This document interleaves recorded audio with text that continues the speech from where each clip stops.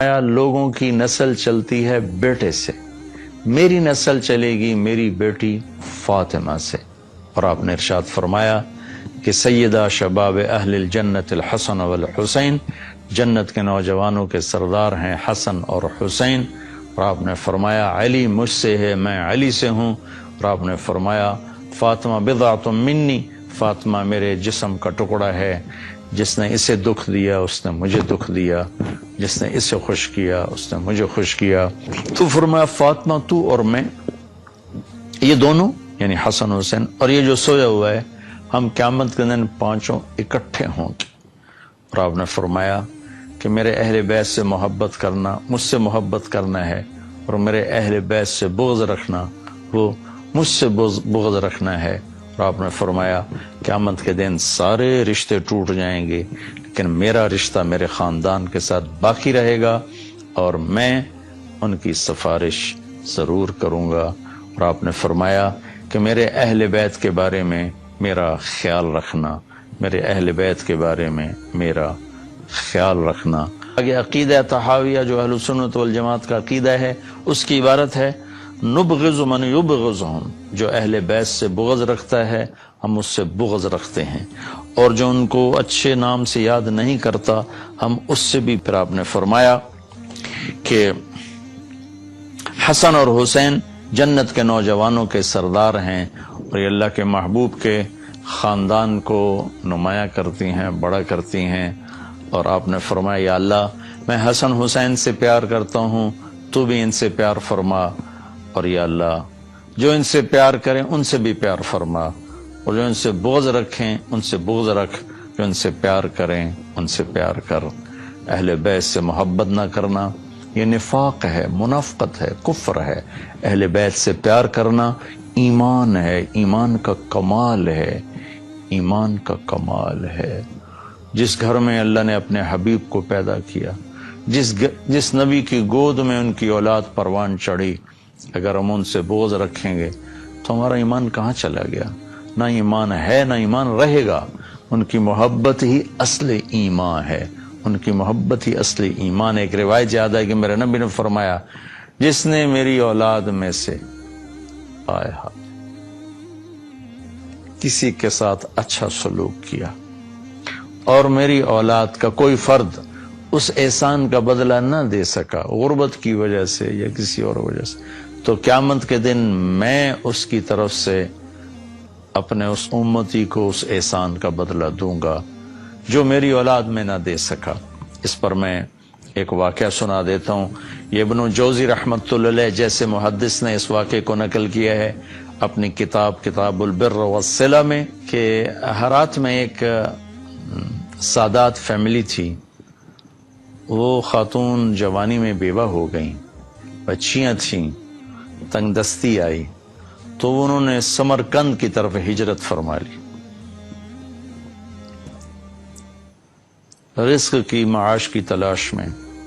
وہاں پہنچی تو پوچھا کوئی یہاں سردار، کوئی سخی، چونکہ نووارد تھیں تو لوگوں نے بتایا کہ ایک تو یہاں مسلمان بڑا سردار ہے اور پورے علاقے کا رئیس ہے، اور ایک یہاں آگ کا پجاری آتش پرست ہے، وہ بھی بڑا رئیس، بڑا سخی مالدار ہے۔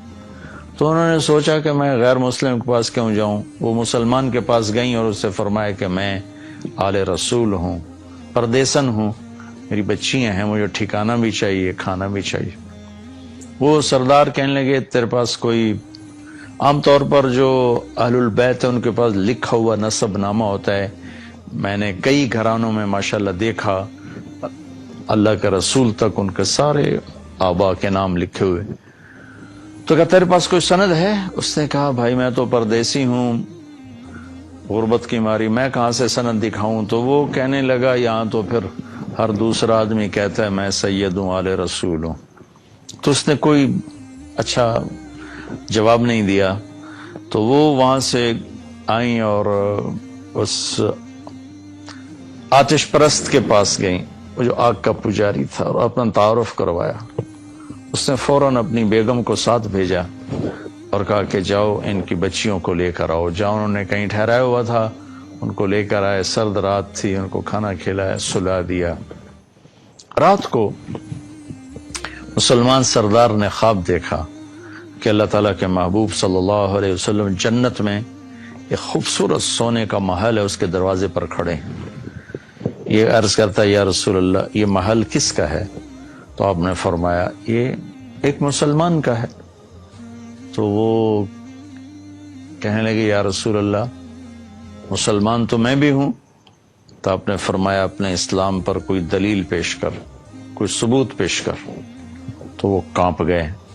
تو پھر اللہ کے نبی نے بہت غصے سے فرمایا کہ میرے گھر کی بچی تیرے دروازے پر چل کر آئی اور تو نے اس سے ثبوت مانگے کہ مجھے ثبوت دے، تو اہل بیت میں سے ہے، میری نظروں سے دور ہو جا۔